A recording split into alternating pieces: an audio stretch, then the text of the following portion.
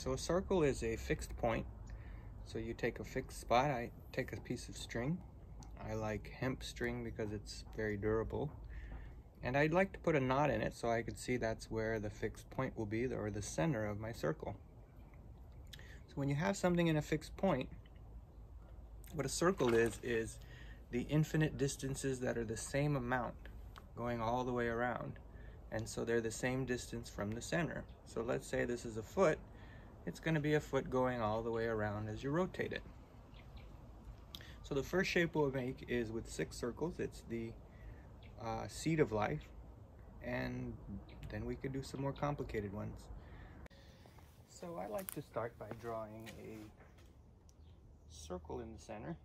I'm going to make smaller circles, so I'm going to make a knot on my string that's a little bit smaller. So I like to make a knot so that when I put it down in the center, I could feel that it's touching the center, and I could feel whether or not it's moving. So I often put a marking as our center point, so that if I make a mistake, I can put it back and find it. So to make a circle, we're going to have the same distance going all the way around from the center point.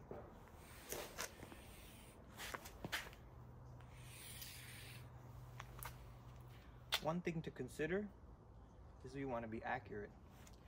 So as you're drawing, your chalk will start to short. One way to make sure the shape isn't messed up or interrupted because of that is to readjust and make sure each step of the way that the chalk is now going to have to touch the center. So our second step, and it's really the last step because it's repeated 6 times, we're going to draw 6 circles around this. We do that by putting the knot or the center on the edge of the circle now. And so your chalk should touch that center point if it's adjusted and lined up correctly. You can choose anywhere on the edge of the circle.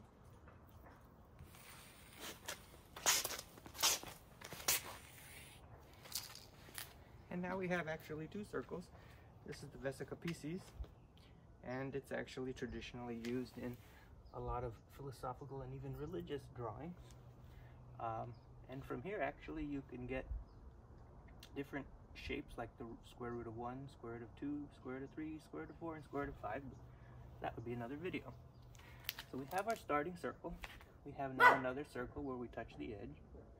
So now we're going to go to either this spot or this spot where the 2 circles meet. And I'm going to put my knot there. So the center will be here, and the chalk will touch the middle again. And we're going to repeat that 6 times while we enjoy the dog barking.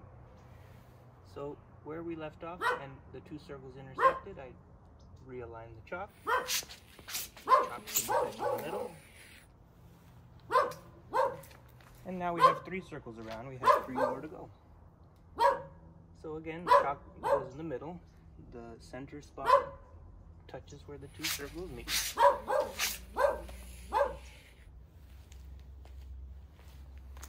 And here where we meet.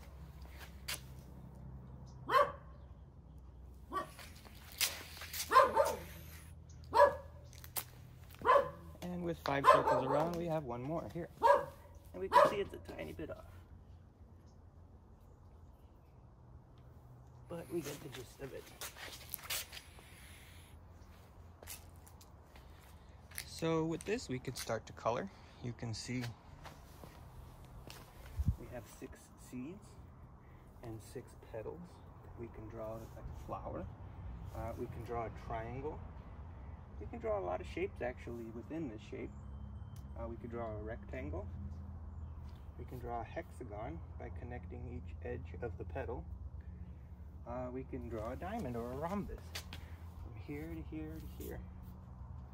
So this is maybe called the seed of life because it gives seed to many, many other geometric basic shapes. So you can color this, and you could even make it a little more interesting if you wanted to. You can do another layer. So instead of 6 circles, we can do 12. So let me use another color to do that. So we want to go in between each circle and do another circle layer.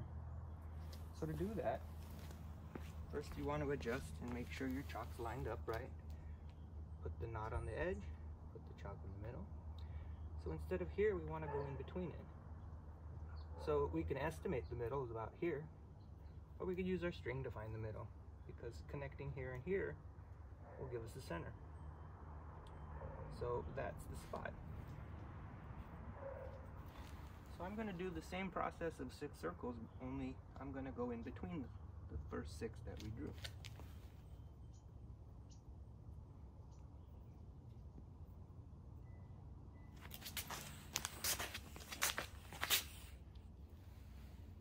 And you'll see after you drew your first one, you'll know where to go for the second.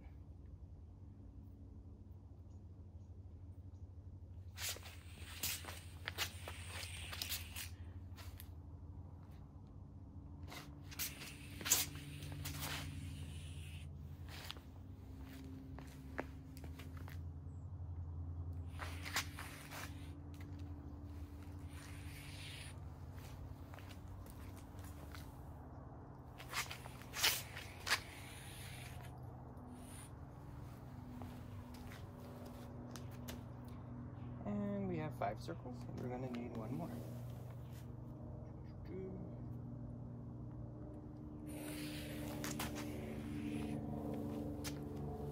So now we have 12 circles, and it gives it a little more of a spiraling design. So you can either do 6 or 12 circles, and then you can color this, make it as beautiful as you want.